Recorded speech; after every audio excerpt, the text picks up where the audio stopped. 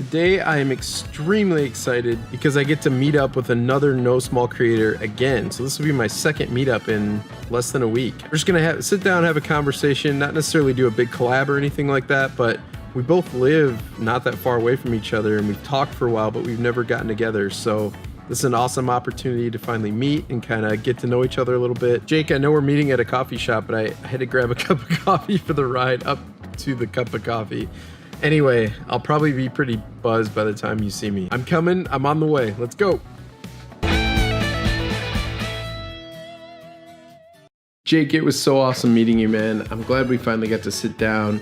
I didn't take any footage of us talking or anything like that. We were just in a Starbucks. We just took that time to get to know each other. It was a great conversation. We don't live far from each other, so we will be getting together more often. Today's vlog is actually the last time I will have this backdrop. I'll be tearing it down right after I film this, so yeah, that's it for this backdrop. And then once I finish my No Small November studio, I'll be in a new space. Today's vlog, I'm actually gonna share 5 ways that you can vlog faster. Part of my journey to become a better creator is I wanted to teach people what I'm learning as I'm evolving myself. In no way, shape, or form do I claim to be an expert. I learned from the school of YouTube. So I've learned from Peter McKinnon and Cody and Sarah Dici and a bunch of different creators. But today's vlog isn't about the actual editing process or using your software. It's not a tutorial like that. I've actually had quite a few people DMing me and sending me text messages and asking for advice, which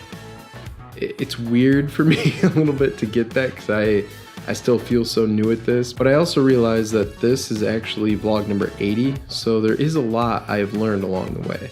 Let's get into the tips, and there's also a bonus tip at the end, so there's actually technically 6 tips. One thing that has saved me a ton of time is, especially when I'm doing talking points like this, early on I have to just go through all my footage and listen to it all again and listen to every take. And I just found that this process was really tedious. I don't usually do a lot of takes, but when I do repeat myself or I'm trying to get it right or I fumble up on something, do some kind of visual to let yourself know in post, like, this is a talking point, this is where I'm starting a sentence. For example, if I mess up on my name, like I'm doing an introduction and I say, hi, my name's Brian Vlasich. Shoot, I messed up. What I'll do to my camera is I'll go, hi, my name's Brian Vlasich. Just having that visual cue of the 3, 2, 1, I know I can just scrub along in my timeline, find that point that I need, cut it, bring it in, and move on to the next piece. That is one thing that has really saved me a ton of time, especially editing talking points like this. The second thing I had to learn over time was that I had to cut down on gear as much as possible. I'm not saying having a ton of gear is great. I love gear. I love toys. I love widgets, all that stuff. But in the beginning, I noticed that I was really focusing on how do I implement my gear into the vlog rather than the content of the vlog driving what gear I use. In the beginning, one thing that was frustrating is once you're done filming, you'd have to bring in drone footage, you'd have to bring in GoPro footage, you'd have to bring in iPhone footage, you have to bring in DSLR footage. There's all these different things that you're bringing in, and all of that takes time. So especially when you're a daily vlogger, you're trying to cut down and be more efficient everywhere you can. One thing I've done is I've kind of cut my gear into 2 main cameras, a GoPro and a DSLR, and I can pretty much shoot everything I need on those. There are times where I'll implement drone footage or something like that, but I'm not letting the gear drive my content anymore. This was really hard for me to do, and getting a smaller bag actually helped me minimalize what I take, especially when I'm traveling. I used to load up my car. If you've watched my vlog, you know I drive a lot. So I was like, yeah, load up my car. I have plenty of room. I'm not flying anywhere. I'm not checking a bag, so I can put whatever I want right here in my car.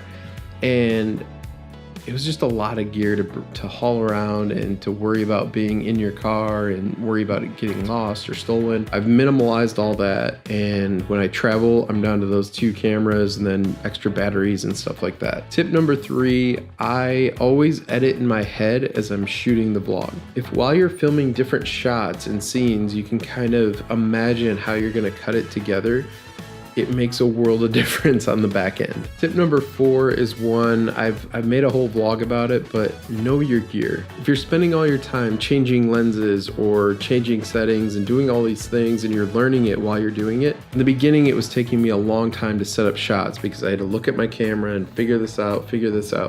Once I knew my gear and I knew my settings and I knew what they had to be, it was like second nature. I knew, okay, if I want to get that shot, I have to just dial this in, line it up, and go. The more knowledge you have and the more comfortable you are with your gear, the faster you can vlog. Tip number 5, I don't start my vlogs with a new project every single time. Me personally, I have a small intro sequence. So what I do is I have kind of a timeline set up. I open up my last vlog, I wipe out all that footage, I resave that project file as the new vlog, and I start with a clean slate, but it's kind of a template. That is it for the vlog today. I just wanted to share those 5 tips with you because they've worked for me.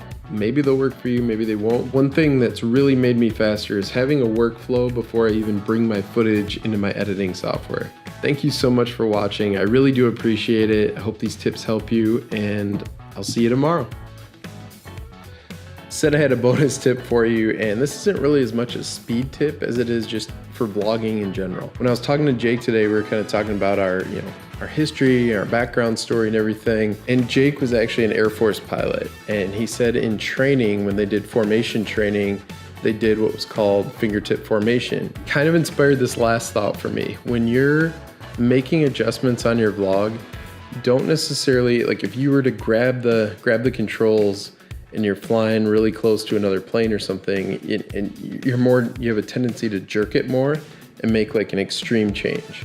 But when you're flying in formation, you don't want to make extreme changes because you have another plane inches from your wingtip. Instead, just make finger adjustments, make little things here and there. Don't go extreme. Some people have the tendency to wake up one day and say, today, no, I want to be like Casey Neistat today. No, today I'm going to be like this person. And they trial and error is fine, but don't take it to the extreme. Somebody that's masterfully doing fingertip formation right now is Matty Hapoya. He kind of said recently how he wants to do more vlog videos instead of tutorials and gear and all that kind of stuff. He's doing a really good job integrating vlogging with kind of his traditional gear reviews or tech tips and that kind of thing. He's making those slight adjustments because if he just went all of a sudden, boom, turn that way and now he's just a vlogger, it just wouldn't feel right. But the way he's doing it is awesome. Matty, great job.